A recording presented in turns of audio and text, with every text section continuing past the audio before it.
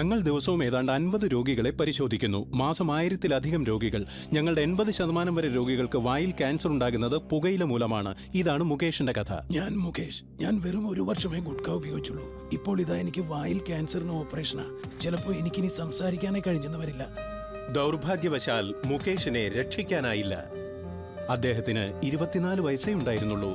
ഖൈനി, മുർക്കാൻ, ഗുഡ്ക, പാൻ മസാല ഇവയെല്ലാം കൊലയാളികളാണ്. ഈ പരസ്യം നമ്മൾ എല്ലാവർക്കും സുപരിചിതമായിരിക്കുമല്ലോ. അത് ടിവിയിലോ അല്ലെങ്കിൽ സിനിമാ തിയേറ്ററിലോ വാർണിംഗ് മെസ്സേജ് ആയിട്ട് നമ്മൾ കണ്ടിട്ടുണ്ടാകും. എന്നാൽ നമ്മൾ ആരും ഇതിന്റെ ഗൗരവം പലപ്പോഴും മനസ്സിലാക്കിയിട്ടില്ല. നമസ്കാരം, ടെൻ ടോക്കിലേക്ക് ഏവർക്കും സ്വാഗതം.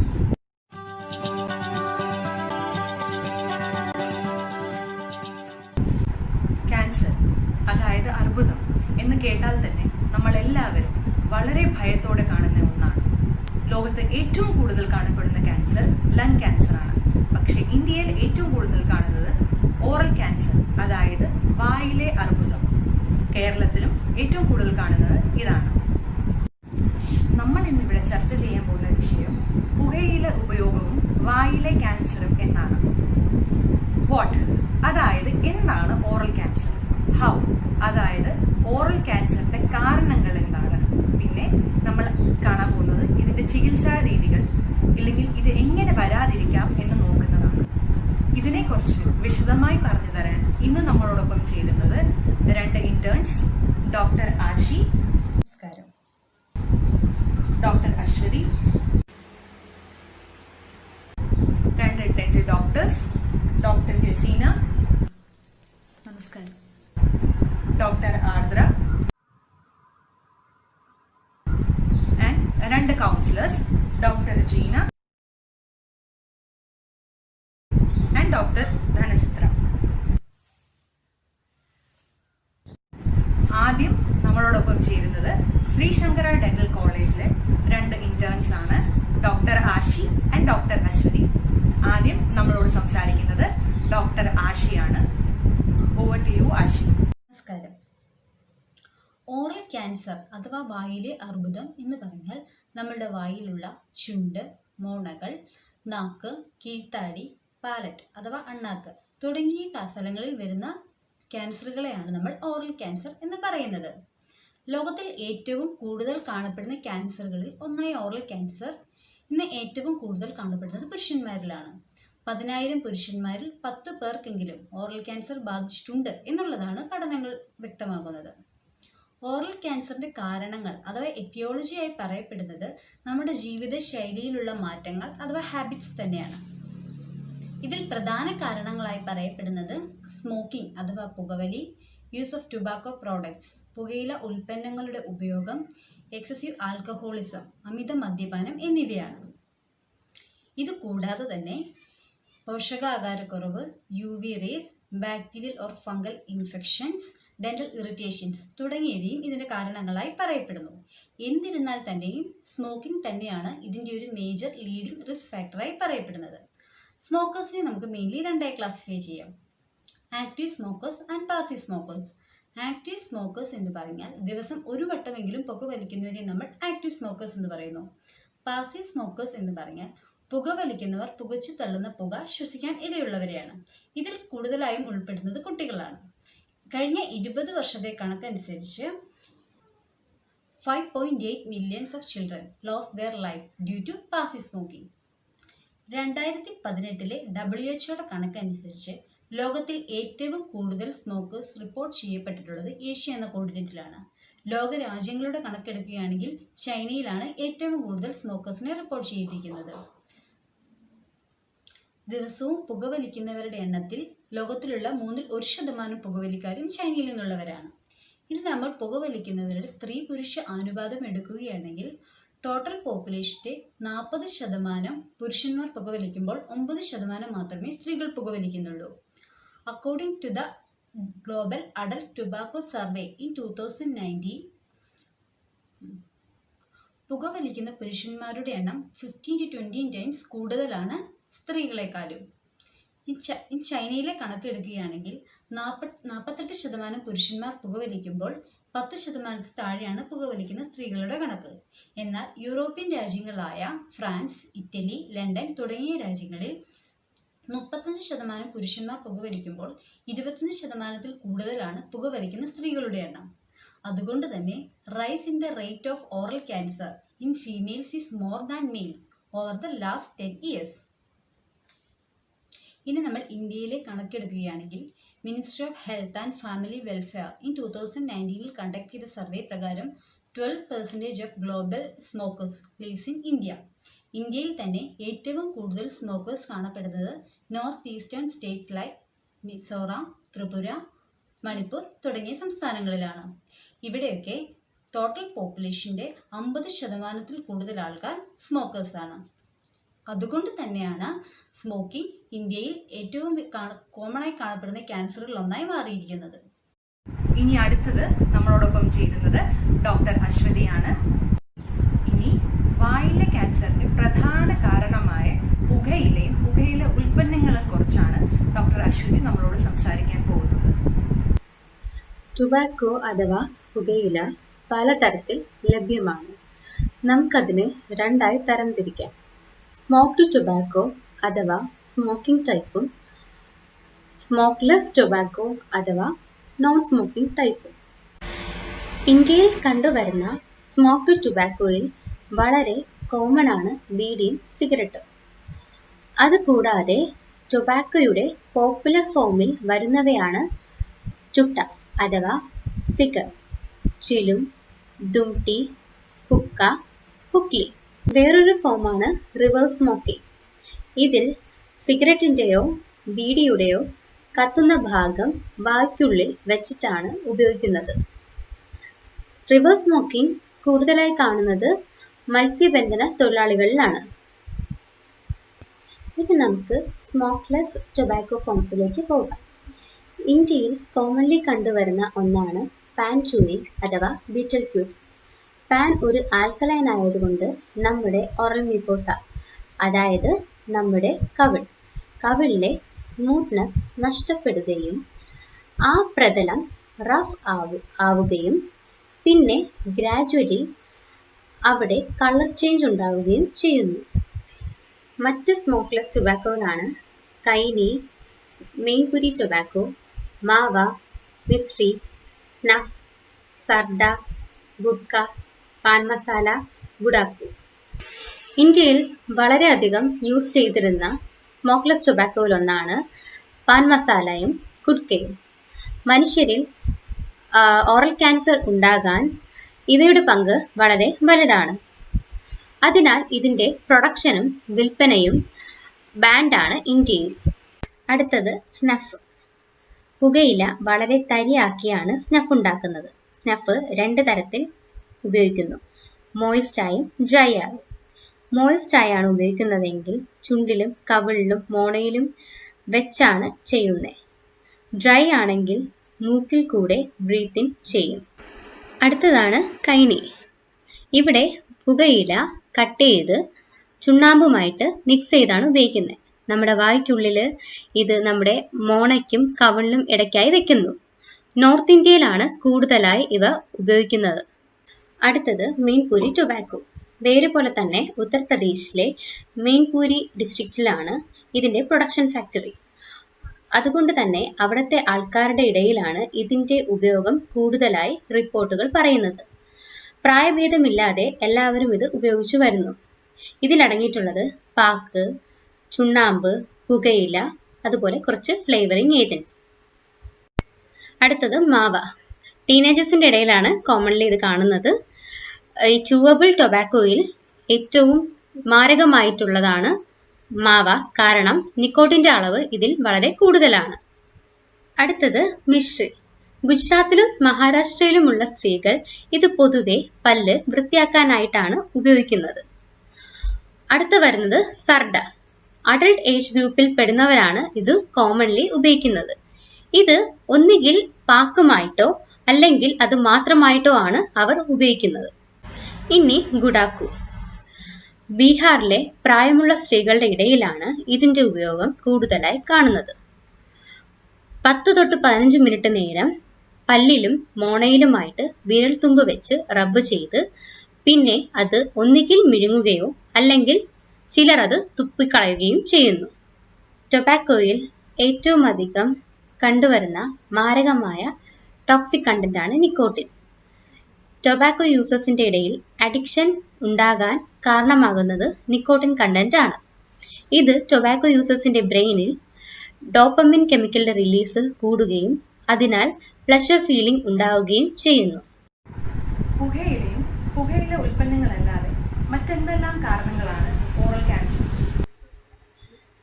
പുകയില അല്ലാതെ ഓറൽ ക്യാൻസർ ഉണ്ടാകാൻ മറ്റ് കാരണങ്ങളാണ് മദ്യപാനം, ആഹാരരീതി, സൂര്യാഘാതം, ജനിതക ഘടന, വൈറൽ ആൻഡ് ഫംഗൽ ഇൻഫെക്ഷൻ, അതുപോലെ തന്നെ ഡെന്റൽ ഇറിറ്റേഷൻസ്. ടൊബാക്കോ പോലെ കോമൺലി കണ്ടുവരുന്ന ഒരു ലഹരി വസ്തുവാണ് ആൽക്കഹോൾ. ഈ ആൽക്കഹോള് ടൊബാക്കോയുമായി കമ്പൈൻ ചെയ്ത് ഒരു സിനർജിസ്റ്റിക് എഫക്റ്റ് പ്രൊഡ്യൂസ് ചെയ്യുന്നു. അത് കാരണം ഓറൽ ക്യാൻസർ ഉണ്ടാകാനുള്ള ചാൻസ് 24 മടങ്ങ് കൂടുതലാണ്. മറ്റൊരു കാരണമാണ് ഡയറ്റ് ആൻഡ് ന്യൂട്രീഷൻ അഥവാ നമ്മുടെ ആഹാര രീതിയിൽ നിന്നും. ഡയറ്റിൽ ഇംബാലൻസ് കാരണം നോർമൽ ടിഷ്യൂസിൽ ഓൾട്രേഷൻ വരികയും അത് കാരണം ഓറൽ ക്യാൻസർ ഉണ്ടാകാനുള്ള ചാൻസ് കൂടുകയും ചെയ്യുന്നു. അടുത്തത് UV റേഡിയേഷൻ അഥവാ സൂര്യാഘാതം കാരണം ഉണ്ടാകുന്ന കോമൺ ക്യാൻസറാണ് skin cancer. Squamous cell carcinoma എന്ന ക്യാൻസർ ഉണ്ടാകാനുള്ള മെയിൻ കാരണം കൂടിയാണ് സൂര്യാഘാതം. മറ്റൊരു കാരണം കൂടിയാണ് ഇൻഫെക്ഷൻസ്. വൈറൽ അതുപോലെ ഫംഗൽ ഇൻഫെക്ഷൻസും ഓറൽ ക്യാൻസർ ഉണ്ടാകാനുള്ള ചാൻസ് കൂട്ടുന്നു. മറ്റൊന്നാണ് നമ്മുടെ dental irritations. Poor oral hygiene, improper ടീത്തും അതുപോലെ തന്നെ ഡെഞ്ചേഴ്സ് കാരണം ഇറിറ്റേഷൻസും ഒക്കെ ഓറൽ ക്യാൻസറിൻ്റെ ഒരു റിസ്ക് ഫാക്ടറായി കൺസിഡർ ചെയ്യാം. ഇനി ഓറൽ ക്യാൻസർ ഉണ്ടാകാൻ കാരണമായിട്ടുള്ള അവസാനത്തെ ഫാക്ടറാണ് ജനറ്റിക് ഫാക്ടർ. ജീനുകളുടെ ഓൾട്രേഷൻ കാരണം ഉണ്ടാകുന്ന ഡെവലപ്മെൻറ്റുകൾ ഓറൽ ക്യാൻസർ ഉണ്ടാകുന്നു. അതിനാൽ ജനറ്റിക് ഫാക്ടറും ഓറൽ ക്യാൻസറിൻ്റെ റിസ്ക് ഫാക്ടറായി കണക്കാക്കുന്നു. അപ്പോൾ നമുക്ക് ഇന്ന് മനസ്സിലാക്കാൻ കഴിഞ്ഞത് പുകയില ഉൽപ്പന്നങ്ങൾ, പുകവലി ഇതാണ് ഈ അസുഖത്തിന്റെ പ്രധാന കാരണങ്ങൾ. പുകവലി നമ്മുടെ സമൂഹം നേരിടുന്ന ഏറ്റവും വലിയ പ്രശ്നമാണ്. ആദ്യം അതൊരു ശീലം, പിന്നെ ഒരു ദുശീലം, പിന്നെ അതൊരു വലിയ രോഗമായി മാറുന്നു. ഇനി ഈ അസുഖത്തിനെ കുറിച്ച് വിശദമായി പറഞ്ഞു തരാൻ നമ്മളോടൊപ്പം ചേരുന്ന 2 dental doctors, doctor Jaseena and doctor Ardra. Welcome doctors. നമസ്കാരം. ഡോക്ടർ, ആദ്യമായിട്ട് എന്താണ് ഓറൽ ക്യാൻസർ? ഓറൽ ക്യാൻസർ അഥവാ വദനാർബുദം എന്ന് പറയുന്നത് വായിലെയും അനുബന്ധമായ കലകളെയും ബാധിക്കുന്ന ഒന്നാണ്. അതായത് നമ്മുടെ നാവ്, ചുണ്ടുകൾ, കവിളിന്റെ ഉൾഭാഗത്ത്, അണ്ണാക്ക്, ശ്വാസനാളം, ശ്വാസനാളദ്വാരം, കീഴ്ത്താടി തുടങ്ങി നമ്മുടെ സലേവറി ഗ്ലാൻസ് അഥവാ ഉമിനീർ ഗ്രന്ഥികളെയും കാര്യമായിട്ട് ബാധിക്കുന്ന എല്ലാ ക്യാൻസേഴ്സും നമ്മൾ ഒരുമിച്ച് പറയുന്ന പേരാണ് വദനാർബുദം അഥവാ ഓറൽ ക്യാൻസർ. പുരുഷന്മാരിലാണ് സ്ത്രീകളെക്കാൾ കൂടുതൽ ഓറൽ ക്യാൻസർ കണ്ടുവരുന്നത്. കാരണങ്ങൾ പ്രധാനമായും പറയുമ്പോൾ പുകവലി തന്നെയാണ്.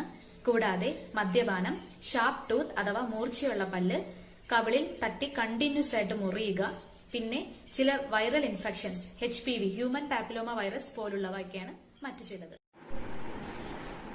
അപ്പോൾ ഡോക്ടർ, ഈ അസുഖം നമുക്ക് എങ്ങനെയാണ് തിരിച്ചറിയാൻ കഴിയുന്നത്?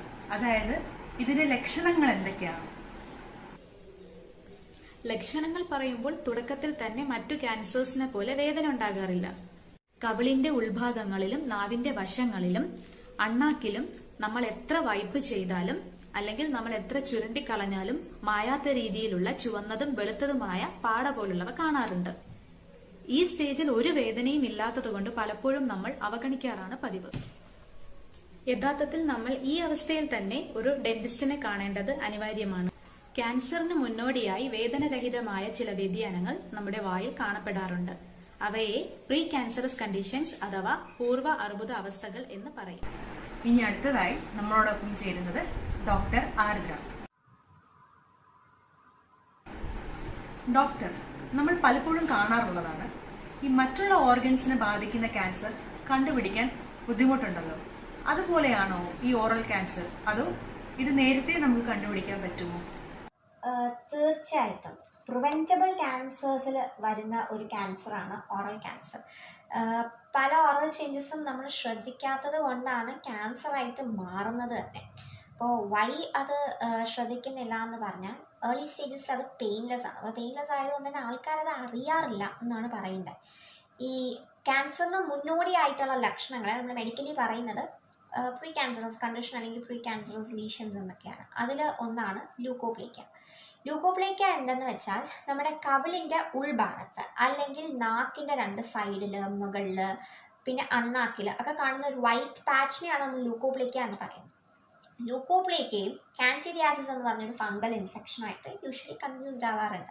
കാൻഡിഡിയാസിസും കോമൺലി സ്മോക്കേഴ്സിൽ കാണുന്ന ഒരു ഫംഗൽ ഡിസീസ് തന്നെയാണ്. പക്ഷേ കാൻഡിഡിയാസിസ് പ്രീ ക്യാൻസറസ് കണ്ടീഷൻ അല്ല, അത് ക്യാൻസറായിട്ട് മാറാനുള്ള സാധ്യത കുറവാണ്. എന്നാൽ ലൂക്കോപ്ലേക്ക അവഗണിച്ചാൽ മേ ബി ഭാവിയിൽ അത് ക്യാൻസറായിട്ട് മാറാനുള്ള സാധ്യതയുണ്ട്. ഇത് രണ്ടും എങ്ങനെ ഡിഫറൻഷ്യേറ്റ് ചെയ്യുന്നു വെച്ചാൽ കാൻഡിഡിയാസിസിൽ വരുന്ന കടി വൈറ്റ് പാച്ച്, അതും നാക്കിൻ്റെയും 2 സൈഡിലൊക്കെ കാണുന്ന സാധനമാണ്. അത് സ്ക്രേപ്പബിൾ ആണ്, ചുരണ്ടിയെടുക്കാൻ പറ്റും. എന്നാൽ ലൂക്കോപ്ലേക്കയിൽ കാണുന്ന വൈറ്റ് പാച്ച് ചുരണ്ടിയെടുക്കാൻ കഴിയുന്നതല്ല. വേറൊരു പ്രീ ക്യാൻസറസ് ലീഷനാണ് എർത്രോപ്ലേക്ക.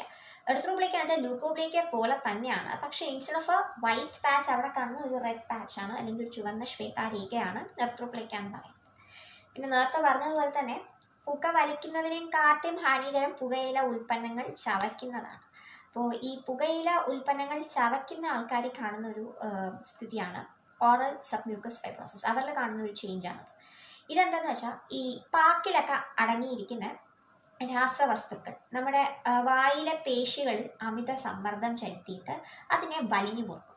അപ്പോൾ അതുകൊണ്ട് തന്നെ എന്ത് പറ്റുമെന്ന് വെച്ചാൽ മൗത്ത് ഓപ്പണിങ്, വാ തുറക്കാനുള്ള ബുദ്ധിമുട്ട് ഇങ്ങനത്തെ ആൾക്കാർ ഭയങ്കര കൂടുതലായിരിക്കും ഈ കണ്ടീഷൻ വരുന്ന ആൾക്കാരിൽ. ഏർലി സ്റ്റേജസിൽ അത്രയ്ക്ക് പാടുണ്ടാവത്തില്ല, പക്ഷെ സ്റ്റേജസ് മാറും തോറും, കാലം കഴിയും തോറും ബുദ്ധിമുട്ട് ഉണ്ടാവും. മൗത്ത് ഓപ്പണിങ് ഭയങ്കര ഡിഫിക്കൾട്ടായിരിക്കും എന്ന് തന്നെ പറയാം. വേറൊരു കോമൺലി കാണുന്ന ഒരു ക്ലിനിക്കൽ കണ്ടീഷനാണ് സ്മോക്കേഴ്സ് പാലറ്റ്. സ്മോക്കേഴ്സ് പാലറ്റ് എന്താണെന്ന് വെച്ചാൽ ഈ കുറേ നാൾ സ്മോക്ക് ചെയ്ത് കഴിയുന്ന ആൾക്കാരുടെ അണ്ണാക്കിൽ ആ മ്യൂക്കോസ് ആദ്യം റെഡിഷ് കളറാവും, കുറച്ച് കഴിയുമ്പോൾ അത് ഗ്രേഷ് ആവും, കുറച്ചുകൂടെ കഴിയുമ്പോൾ അത് ഗ്രേഷ് റെഡ് ഡോട്ട്സ് കാണാൻ പറ്റും. ഇതൊക്കെയാണ് ഈ കോമൺലി കാണുന്ന ഓറൽ ചേഞ്ചസ്. അപ്പോൾ ഈ ഓറൽ ചേഞ്ചസ് ഒക്കെ നമ്മൾ അവഗണിച്ചാൽ അത് ക്യാൻസറായിട്ട് മാറാൻ സാധ്യതയുണ്ട്. അപ്പോൾ അതുകൊണ്ട് തന്നെ ആദ്യമേ ഈ സ്റ്റേജിൽ അത് കണ്ടുപിടിച്ചാൽ ക്യാൻസർ എന്ന് പറഞ്ഞൊരു സ്ഥിതിയിൽ എത്തത്തില്ല എന്നുള്ളത് വേണം പറയാൻ. ഡോക്ടർ ഇപ്പോൾ പറഞ്ഞ ഈ കാണുന്ന ചേഞ്ചസ് അല്ലാതെ വേറെ എന്തൊക്കെ ചേഞ്ചസ് ആണ് നമുക്ക് കാണാൻ പറ്റുന്നത്? അതായത് ഈ പുകയില ഉൽപ്പന്നങ്ങൾ ഉപയോഗിക്കുന്ന ആൾക്കാരുടെ വായിൽ മറ്റെന്തെല്ലാമാണ് ചേഞ്ചസ് നമുക്ക് കാണാൻ പറ്റുന്നത്? ഓക്കെ, മറ്റുള്ള ചേഞ്ചസ് എന്താണെന്ന് ചോദിച്ചാൽ സ്ഥിരമായി പുകവലിക്കുന്ന ആൾക്കാരിൽ നമുക്കറിയാവുന്നുള്ളൊരു കാര്യമാണ് വായിൽ ദുർഗന്ധം കൂടുതലായിരിക്കും ഇങ്ങനെയുള്ള ആൾക്കാരിൽ. പിന്നെ പുകവലിക്കുന്ന ആൾക്കാരുടെ വായിൽ വരൾച്ചയും കൂടുതലായിരിക്കും. അതെന്തെന്ന് വെച്ചാൽ അവരുടെ ഉമിനീരിന് കട്ടി കൂടുതലായിരിക്കും. ഈ ഉമിനീരിന് കട്ടി കൂടുതലായതുകൊണ്ട് തന്നെ വായിൽ ബാക്ടീരിയ കൂടുതലായിരിക്കും. നമ്മുടെ വായിലെ നാച്ചുറൽ ക്ലെൻസർ എന്ന് പറയുന്നത് സലൈവയാണ്. അപ്പോൾ ഈ സലൈവയുടെ കട്ടി കൂടുതൽ ബാക്ടീരിയ കൂടുതലായിരിക്കും. അതുകൊണ്ട് തന്നെ പല്ലിന് വേഗം കേട് വരാനുള്ള ചാൻസസ് ഉണ്ട്. പിന്നെ ഇങ്ങനെയുള്ള ആൾക്കാരുടെ നാവിന് രുചി അറിയാനുള്ള കഴിവ് കമ്പാരിറ്റീവ്ലി കുറവായിരിക്കും.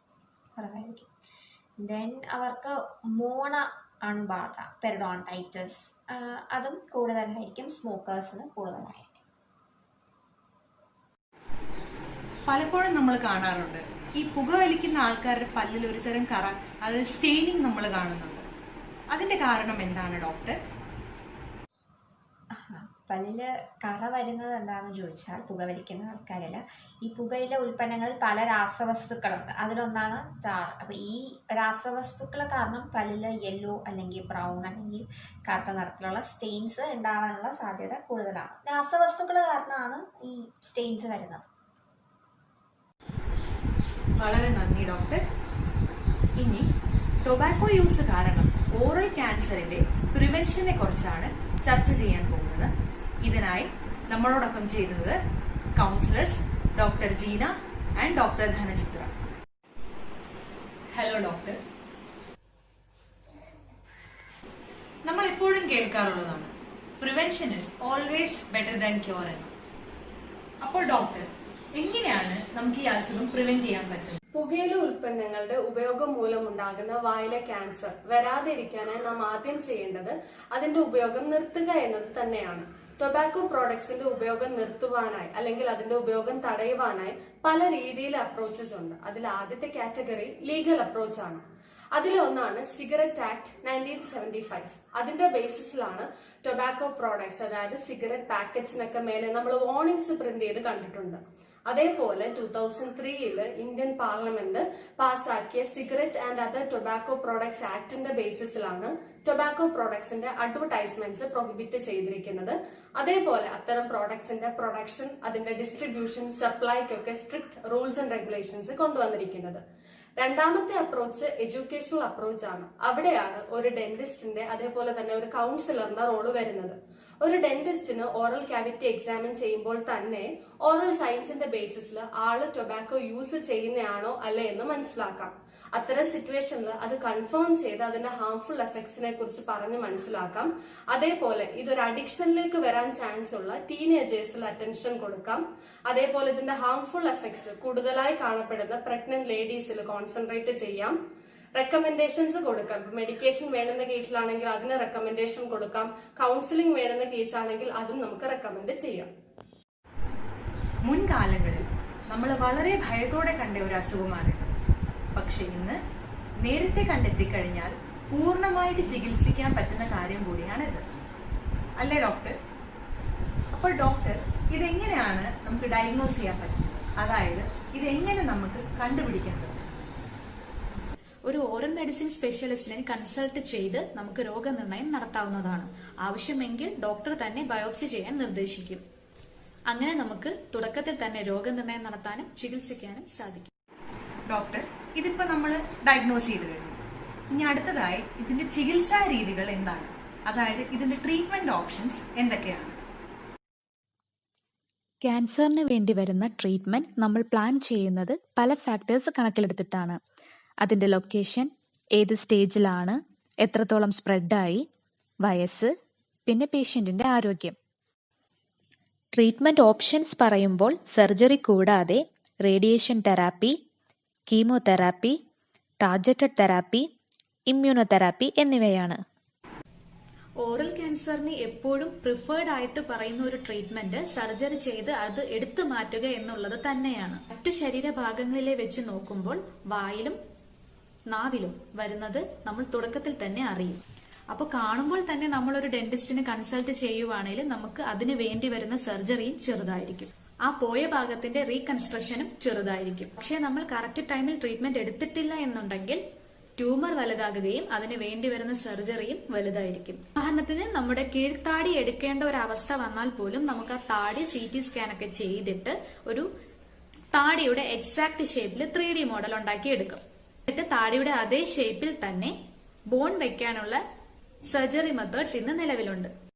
റേഡിയേഷൻ തെറാപ്പിയിൽ നമ്മൾ പേഷ്യന്റിന് ട്രീറ്റ്മെന്റ് ടൈമിൽ കൊടുക്കുന്ന റേഡിയേഷൻ അനുസരിച്ച് ക്യാൻസർ സെൽസിനെ നശിപ്പിക്കുകയും അതിന്റെ തുടർന്നുള്ള വളർച്ചയെ തടയുകയും ചെയ്യുന്നു. എക്സ്റ്റേണൽ റേഡിയേഷൻ തെറാപ്പി എന്ന മെത്തേഡിൽ ഒരു മെഷീന്റെ സഹായത്തോടുകൂടി ട്യൂമറിന്റെ ലൊക്കേഷൻ ടാർഗറ്റ് ചെയ്തുകൊണ്ട് ശരീരത്തിന് പുറത്തു നിന്ന് റേഡിയേഷൻ നൽകുന്നു. എന്നാൽ ഇന്റേണൽ റേഡിയേഷൻ തെറാപ്പിയിൽ ട്യൂമറിന് അകത്തോ അല്ലെങ്കിൽ ട്യൂമറിന് തൊട്ടടുത്തായിട്ടോ റേഡിയോ ആക്റ്റീവ് സോഴ്സസ് നമ്മൾ നിക്ഷേപിച്ചതിന് ശേഷം തുടർന്ന് അതിൽ നിന്നുണ്ടാകുന്ന റേഡിയേഷൻ ട്രീറ്റ്മെന്റിന് സഹായകമാകുന്നു. കീമോതെറാപ്പിയിൽ നമ്മൾ നൽകുന്ന ആന്റി ക്യാൻസർ ഡ്രഗ്സ് ശരീരത്തിന്റെ ഒരു ഭാഗത്തേക്കോ അല്ലെങ്കിൽ ശരീരം മുഴുവനായോ പ്രവർത്തിക്കുന്നു. നെക്സ്റ്റ് ടാർഗറ്റഡ് തെറാപ്പിയാണ്. ഇതിൽ നമ്മൾ നൽകുന്ന മരുന്നുകൾ ക്യാൻസർ സെൽസിനെ മാത്രം ടാർഗറ്റ് ചെയ്യുന്നു. ഒപ്പം ക്യാൻസർ സെൽസിന്റെ തുടർന്നുള്ള വളർച്ചയെയും അത് തടയുന്നു. ക്യാൻസർ സെൽസിനെ മാത്രം ഈ മരുന്നുകൾ ടാർഗറ്റ് ചെയ്യുന്നത് കൊണ്ട് നമ്മുടെ നോർമൽ സെൽസിന് പ്രശ്നമുണ്ടാകുന്നില്ല. അടുത്തതായി ഇമ്മ്യൂണോതെറാപ്പിയിൽ നമ്മൾ നൽകുന്ന മരുന്നുകൾ പേഷ്യന്റിന്റെ ഇമ്മ്യൂൺ സിസ്റ്റം ബൂസ്റ്റ് ചെയ്തുകൊണ്ട് ക്യാൻസറിനെതിരെ പ്രതിരോധിക്കാൻ സഹായിക്കും. ഇനി അടുത്തതായി നമുക്ക് ഇതിന്റെ കൗൺസിലിംഗ് രീതികളെ കുറിച്ച് നോക്കാം. ഡോക്ടർ, എങ്ങനെയാണ് ഒരു കൗൺസിലറിന് ഈ പുകയില ഉപയോഗം കൊണ്ട് ബുദ്ധിമുട്ടുന്നവരെ അതിൽ നിന്ന് മോചിപ്പിക്കുവാൻ കഴിയുക? പുകയില ഉപയോഗം നിർത്തുവാൻ ആഗ്രഹിക്കുകയും എന്നാൽ അതിന് തനിയെ സാധിക്കാതെയും വരുന്ന സാഹചര്യങ്ങളിലാണ് ഒരു കൗൺസിലറുടെ റോൾ ആരംഭിക്കുന്നത്. അതായത് അമിതമായി പുകയില ഉപയോഗിക്കുകയും അതിനോടൊപ്പം തന്നെ മദ്യപാനവും ഡിപ്രഷൻ മുതലായുള്ള ആളുകളിൽ ഒരു കൗൺസിലർക്ക് വലിയ വ്യത്യാസങ്ങൾ ഉണ്ടാക്കിയെടുക്കാൻ പറ്റും. ഡോക്ടർ ഇപ്പൊ ഈ പറഞ്ഞ കൗൺസിലിംഗ് രീതി അതൊന്ന് വിശദീകരിക്കാമോ? തീർച്ചയായും. കൗൺസിലിംഗ് എന്ന് പറഞ്ഞാൽ ഒരു മാൻ ടു മാൻ ടോക്ക് മാത്രമല്ല ഉദ്ദേശിക്കുന്നത്. കൗൺസിലിംഗിലൂടെ നമ്മൾ ഒരാളെ മോട്ടിവേഷണലി ഇന്റർവ്യൂ ചെയ്യുകയാണ്. ഒരിക്കലും ഒരു കൗൺസിലർ ജഡ്ജ്മെന്റിൽ ആകാൻ പാടില്ല. നമ്മുടെ മുന്നിലിരിക്കുന്ന ക്ലയൻസിന്റെ നല്ലൊരു ലിസണറും സമാനുഭാവനും പ്രശ്നങ്ങളെ കരുതലോടെ സമീപിക്കുന്നവനും ആകണം. കൗൺസിലിംഗ് ഒരിക്കലും ഒരു യെസ് ഓർ നോ മോഡൽ ആകരുത്. കൗൺസിലിംഗിലൂടെ ഒരു ആത്മപരിശോധനയ്ക്കുള്ള അവസരമാണ് നമ്മൾ ഒരുക്കേണ്ടത്. അതിനോടൊപ്പം തന്നെ ക്ലയന്റിൽ ഒരു അവബോധവും ഉണ്ടാക്കിയെടുക്കാൻ ഒരു കൗൺസിലർക്ക് പറ്റണം. ഡോക്ടർ, എങ്ങനെയാണ് ഒരാൾ ഈ കൗൺസിലിംഗ് ആരംഭിക്കേണ്ടത്? അതായത് എത്ര തവണ വേണ്ടി വരും ഇതിന്റെ ഒരു ഫലപ്രദമായ റിസൾട്ട് കിട്ടാൻ? നേരത്തെ പറഞ്ഞതുപോലെ പുകയില അഡിക്ഷൻ ഉണ്ടാക്കുന്നത് കൊണ്ട് തന്നെ സിസ്റ്റമിക് അപ്രോച്ചിലൂടെ റിപ്പീറ്റഡായി ഇന്റർവെൻ ചെയ്ത് മാത്രമേ നമുക്കത് നിർത്താൻ സാധിക്കുകയുള്ളൂ. അല്ലെങ്കിൽ റിലാപ്സ് ഉണ്ടാവും. ഇതിനായി ഒരു 5 സ്റ്റെപ്പ് പ്രോസസ് ഉണ്ട്. അതിനെ നമുക്ക് 5 A's എന്ന് വിളിക്കാം. അതായത് 5A: ask, advise, assist and arrange.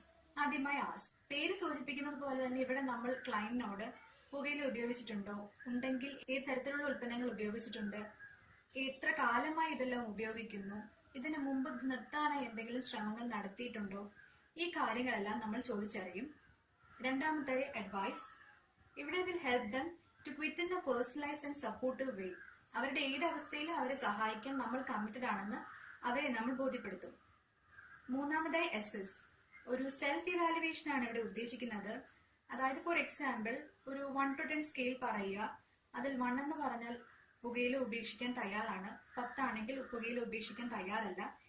ഇതിൽ ഏത് സ്കോർ ആയിരിക്കും നമ്മുടെ ക്ലയന്റ് സെലക്ട് ചെയ്യുക, എന്തുകൊണ്ട് അദ്ദേഹം ആ സ്കോർ സെലക്ട് ചെയ്തു, എങ്ങനെ ആ സ്കോറിൽ നിന്നും അടുത്ത സ്കോറിലേക്ക് ഇംപ്രൂവ് ചെയ്യാം, ഈ കാര്യങ്ങളെല്ലാം നമ്മൾ ക്ലയന്റുമായി ചർച്ച ചെയ്യും. മൂന്നാമതായി അസിസ്റ്റ്. ക്ലയന്റിന്റെ സാഹചര്യങ്ങൾ മനസ്സിൽ വെച്ചുകൊണ്ട് തന്നെ പേഴ്സണലൈസ്ഡ് ആയ ഒരു ക്വിറ്റിംഗ് പ്ലാൻ നമ്മൾ നിർദ്ദേശിക്കും. അവസാനമായി അറേഞ്ച്. ഫോളോ അപ്പുകൾ കൃത്യമായി പാലിക്കുകയും അതോടൊപ്പം തന്നെ ഓരോ സമയത്തും വേണ്ട നിർദ്ദേശങ്ങളും ലഭ്യമാക്കണം. പുകയില ഉപയോഗം നിർത്തണമെന്ന് ആഗ്രഹിക്കുന്ന ആളുകളിലാണ് മേൽപ്പറഞ്ഞ രീതി നമ്മൾ അവലംബിക്കുക. ഇപ്പോൾ ഡോക്ടർ പറഞ്ഞത് ടൊബാക്കോ അല്ലെങ്കിൽ സ്മോക്കിംഗ് ക്വിറ്റ് ചെയ്യാൻ ആഗ്രഹമുള്ളവരിൽ നമ്മൾ എങ്ങനെയാണ് കൗൺസിലിംഗ് ചെയ്യുന്നത്. പക്ഷേ ഈ അൺവില്ലിംഗ് ആയിട്ടുള്ള ആൾക്കാർ, അതായത് താല്പര്യമില്ലാത്ത ആൾക്കാരിൽ നമ്മൾ എങ്ങനെയാണ് കൗൺസിലിംഗ് ചെയ്യുക? അതെ, അതായത് 5R എന്ന രീതി. Relevance, risk, reward, road blocks and repeat. ആദ്യമായി റെലവൻസ്. പുകയില ഉപയോഗം ക്വിറ്റ് ചെയ്യുന്നതിന്റെ റെലവൻസിനെ പറ്റി നമ്മൾ സംസാരിക്കും. രണ്ടാമതായി റിസ്ക്. പുകയില കൊണ്ടുണ്ടാകുന്ന റിസ്കുകളെ പ്രധാനമായും നമുക്ക് 3 ആയി തിരിക്കാം: acute risk, long term risk and എൻവയോൺമെന്റൽ റിസ്ക്. അക്യൂട്ട് റിസ്ക് എന്നാൽ മോണരോഗങ്ങൾ, bad breath, increase cholesterol, impotency, infertility എന്നിവയെല്ലാം ആണെങ്കിൽ ലോങ് ടേം റിസ്ക് എന്നാൽ tooth loss, heart diseases, financial loss, health loss ഇവയെല്ലാം ആണ്. ഇനി എൻവയോൺമെന്റൽ റിസ്ക് എന്നാൽ പുകയില, പ്രധാനമായും പുകവലി കൊണ്ട് സ്പൗസിലും കുട്ടികളിലും ഉണ്ടാകുന്ന ഹെൽത്ത് ഇഫക്ട്സ് ആണ്. മേൽപ്പറഞ്ഞ റിസ്കുകളെ പറ്റിയെല്ലാം ക്ലയന്റിനെ ബോധ്യവാനാക്കും. നാലാമതായി റിവാർഡ്. പുകയില ഉപയോഗം ക്വിറ്റ് ചെയ്യുന്നത് വഴി ലഭിക്കുന്ന റിവാർഡുകളായ good breath, improved health, taste sensation, long and healthy life ഇവയെല്ലാം ക്ലയന്റിനെ മനസ്സിലാക്കണം. പുകയില ഉപയോഗം നിർത്താൻ തുടങ്ങുമ്പോൾ ഫേസ് ചെയ്യേണ്ടി വരുന്ന തടസ്സങ്ങളെയാണ് റോഡ് ബ്ലോക്സ് ആയി നമ്മൾ കണക്കാക്കുന്നത്. അതായത് withdrawal symptoms, depression, lack of support ഇവയെല്ലാം മാനേജ് ചെയ്യാൻ നമ്മൾ അവരെ സഹായിക്കും. അവസാനമായി റിപ്പീറ്റ്. ക്ലയന്റിന്റെ ഓരോ വിസിറ്റിനും മേൽപ്പറഞ്ഞ മെസ്സേജസ് നമ്മൾ തുടർന്നുകൊണ്ടേയിരിക്കണം. അങ്ങനെ അയാളിൽ ഒരു പോസിറ്റീവായ റിസൾട്ട് ഉണ്ടാക്കിയെടുക്കാൻ ഒരു കൗൺസിലർക്ക് പറ്റണം. ഡോക്ടർ, നമ്മുടെ ഈ പൊതുജനങ്ങൾക്കുള്ള ഒരു ഡൗട്ടാണ്, ഈ ടൊബാക്കോ അല്ലെങ്കിൽ സ്മോക്കിംഗ് ക്വിറ്റ് ചെയ്യാൻ വല്ല മെഡിക്കേഷൻസ് അല്ലെങ്കിൽ മെഡിസിൻസ് അവൈലബിൾ ആണോ? മരുന്നുകൾ വല്ലതും ഇത് നിർത്താൻ സഹായിക്കാൻ? ഡെഫിനറ്റ്ലി. ടൊബാക്കോ പ്രോഡക്ട്സിന്റെ ഉപയോഗം നിർത്തുക എന്നത് അത്ര എളുപ്പമുള്ള ഒരു കാര്യമല്ല. അത് നിർത്തുമ്പോൾ ബോഡി അതിനെതിരെ കാണിക്കുന്ന സിംറ്റംസ് ഉണ്ട്. മെഡിക്കലി വിഡ്രോവൽ സിംറ്റംസ് എന്നാണ് അതിനെ പറയുന്നത്. അതിൽ വരുന്ന ഒന്നാണ് ഡിപ്രസ്ഡ് മൂഡ്. അതായത് നമ്മുടെ മൂഡ് എപ്പോഴും തന്നെ ഡിപ്രസ്ഡ് ആയിരിക്കും. അതേപോലെ തന്നെ ഒന്നിൽ ശ്രദ്ധിക്കാൻ പറ്റത്തില്ല, ഡിഫിക്കൽട്ടി ഇൻ കോൺസെൻട്രേഷൻ, ഇൻസോംനിയ, ഉറക്കമില്ലായ്മ. അതേപോലെ തന്നെ നമ്മുടെ വിശപ്പ് കൂടും, വെയിറ്റ് കൂടും, ഹാർട്ട് റേറ്റ് കുറയും, ഫ്രസ്ട്രേഷൻ വരും. അത്തരം സിറ്റുവേഷൻസിലാണ് നമ്മൾ യൂഷ്വലി മെഡിക്കേഷൻസ് പ്രിസ്ക്രൈബ് ചെയ്യുന്നത്. അതിൽ ആദ്യത്തെ കാറ്റഗറിയാണ് നിക്കോട്ടിൻ റീപ്ലേസ്മെന്റ് തെറാപ്പീസ്. ഇവിടെ പുകയിലയുടെ ഉപയോഗം നിർത്തുമ്പോൾ നിക്കോട്ടിൻ മറ്റ് പല മീൻസ് വഴി നമ്മൾ ബോഡിയിലേക്ക് കൊടുക്കുകയാണ് ചെയ്യുന്നത്. നമുക്ക് കോമൺ ആയിട്ട് അറിയാവുന്ന ഒന്നാണ് നിക്കോട്ടിൻ ഗം. അതുകൂടാതെ നിക്കോട്ടിൻ പാച്ചസ് ഉണ്ട്, സ്പ്രേ ഉണ്ട്, ഇൻഹേലേഴ്സ് ഉണ്ട്, ലോസഞ്ചസ് ഉണ്ട്. ഇങ്ങനെ പല ഫോംസ് ഉണ്ട്. ഈ ഡോക്ടർ ഇപ്പൊ പറഞ്ഞ മെഡിക്കേഷൻസ് അത് ആർക്കും എങ്ങനെ വേണമെങ്കിലും എടുക്കാവുന്നതാണോ, അതോ അത് എടുക്കുന്നതിന് മുന്നേ നമ്മൾ ശ്രദ്ധിക്കേണ്ട കുറച്ച് കാര്യങ്ങൾ വല്ലതുമുണ്ടോ? തീർച്ചയായിട്ടും. ആദ്യം തന്നെ ഒരു ഫിസിഷ്യനെ അല്ലെങ്കിൽ ഒരു ഡെന്റിസ്റ്റിനെ കൺസൾട്ട് ചെയ്യേണ്ടത് അത്യാവശ്യമാണ്. കാരണം അവരാണ് ഏത് ഫോം വേണം, കോമ്പിനേഷൻ വേണോ, എത്ര നാൾ, എത്ര ക്വാണ്ടിറ്റി, എങ്ങനെ യൂസ് ചെയ്യേണ്ടത്, അത്തരം കാര്യങ്ങൾ പ്രിസ്ക്രൈബ് ചെയ്യുന്നത്. കാരണം ഇത് പേഴ്സൺ ടു പേഴ്സൺ വേരി ചെയ്യും. അതേപോലെ തന്നെ ഇത് ഒരു കാറ്റഗറി ഓഫ് ആൾക്കാരിൽ നമുക്ക് ഉപയോഗിക്കാൻ പറ്റത്തില്ല. ഫോർ എക്സാമ്പിൾ, പ്രഗ്നൻസി കേസിൽ, ലാക്ടേഷൻ കേസിൽ, കാർഡിയോവാസ്കുലർ ഡിസീസസ് അതായത് ഹൃദയ സംബന്ധമായ അസുഖമുള്ള കേസിൽ, ഡയബറ്റിസ് ഉള്ള കേസിൽ, ഗ്യാസ്ട്രിക് അൾസർ ഉള്ള കേസിലൊന്നും നമുക്ക് ഉപയോഗിക്കാൻ പറ്റത്തില്ല. അതുകൊണ്ട് തന്നെ ആദ്യം ഒരു ഫിസിഷ്യനെ അല്ലെങ്കിൽ ഒരു ഡെന്റിസ്റ്റിനെ കൺസൾട്ട് ചെയ്യുന്നത് നല്ലതായിരിക്കും. സെക്കൻഡ് കാറ്റഗറി എന്ന് പറയുന്നത് ആന്റി ഡിപ്രസൻസ് ആണ്. പുകയിലയുടെ ഉപയോഗം നിർത്തുമ്പോൾ വരുന്ന മെന്റലി ഉള്ള പ്രശ്നങ്ങൾക്കാണ് യൂഷ്വലി നമ്മൾ ആന്റി ഡിപ്രസൻസ് പ്രിസ്ക്രൈബ് ചെയ്യുന്നത്. ബിപ്രോപിയോൺ, ക്ലോണിഡിൻ ഒക്കെ അത്തരം കാറ്റഗറി ഓഫ് ഡ്രഗ്സ് ആണ്. അടുത്തതായി ഡെൻടോക്കിലെ ചോദ്യോത്തരവേളയാണിത്. ആദ്യത്തെ ചോദ്യം, സുധ, 42 വയസ്സ്. അവര് പറയുന്നത് അവരുടെ വായിൽ തൊലി പോകുന്നതാണ്. അതായത് അവരുടെ നാവിലും ഈ കവിളിന്റെ ഭാഗത്ത് തൊലി പോകുന്നതാണ്. മുറുക്കാനൊന്നും അവർ കഴിക്കാറില്ല.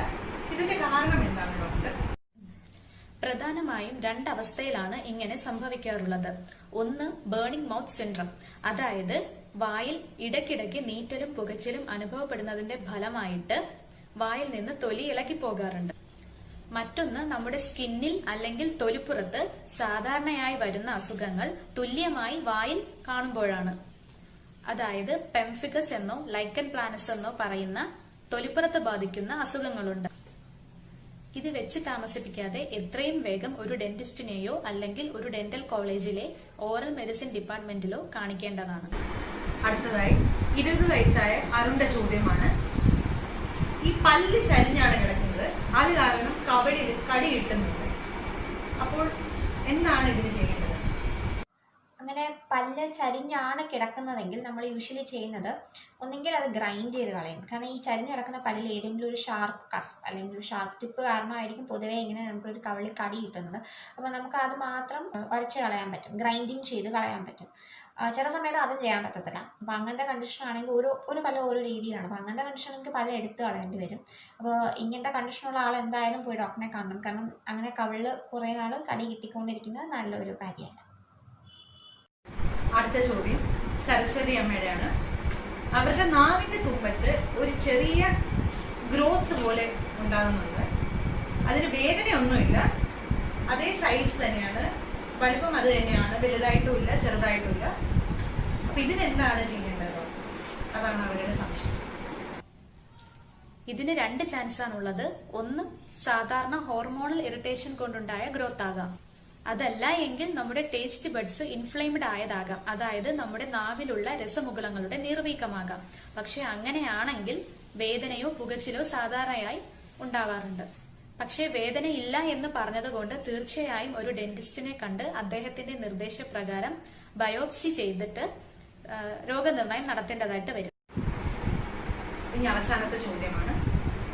ഒരാൾ ചോദിച്ചിരിക്കുകയാണ്, ഇപ്പൊ സർജറി ചെയ്ത് കഴിഞ്ഞു, ഇനി അത് കഴിഞ്ഞിട്ട് ഡോക്ടറിനെ പോയി കാണേണ്ട ആവശ്യമുണ്ടോ? അതായത് റിവ്യൂവിന് ഡോക്ടറിനെ പോയി കാണേണ്ട ആവശ്യമുണ്ടോ, അതോ കാണിക്കേണ്ട ആവശ്യമില്ലാന്നോ? എന്താണ് ചെയ്യേണ്ടത് ഡോക്ടർ? തീർച്ചയായും പോകേണ്ടത് അനിവാര്യമാണ്. കാരണം ചില ക്യാൻസേഴ്സിന് റെക്കറൻസ് റേറ്റ് കൂടുതലായിരിക്കും, അതായത് ആവർത്തന ശേഷി കൂടുതലാണ്. അപ്പോൾ കൂടെ റിവ്യൂ ചെയ്യേണ്ടത് അത്യാവശ്യമായ ഒന്നാണ്. നമ്മൾ പലപ്പോഴും കേട്ടിട്ടുണ്ടാവും, അഹങ്കാരം ബാധിച്ചു കഴിഞ്ഞാൽ ഒരു ക്യാൻസർ വാർഡിൽ പോയി നോക്കിയാൽ നമുക്ക് മനസ്സിലാവും മനുഷ്യൻ എത്രത്തോളം നിസ്സാരനാണെന്ന്. അത്രത്തോളം വേദനാജനകമായ ഒരു അസുഖത്തിനെ കുറിച്ചാണ് നമ്മൾ ഇന്നിവിടെ ചർച്ച ചെയ്തത്. ഈ ചർച്ചയിലൂടെ ഞങ്ങൾ നിങ്ങളിലേക്ക് എത്തിക്കാൻ ശ്രമിച്ച സന്ദേശം ഇതാണ്: കേവലം കുറച്ചു നേരത്തെ ആനന്ദത്തിന് വേണ്ടി തുടങ്ങുന്ന പല ശീലങ്ങളും മനുഷ്യന് വലിയ വിപത്തായി മാറുന്നു. So say no to tobacco and no to smoking. ഇതോടെ ഈ പരിപാടി ഇവിടെ അവസാനിക്കുകയാണ്. ഡെൻ ടോക്കിൽ പങ്കെടുത്ത എല്ലാ ഡോക്ടേഴ്സിനും ഞങ്ങളുടെ നന്ദി. Until then, stay healthy, be happy. നന്ദി, നമസ്കാരം.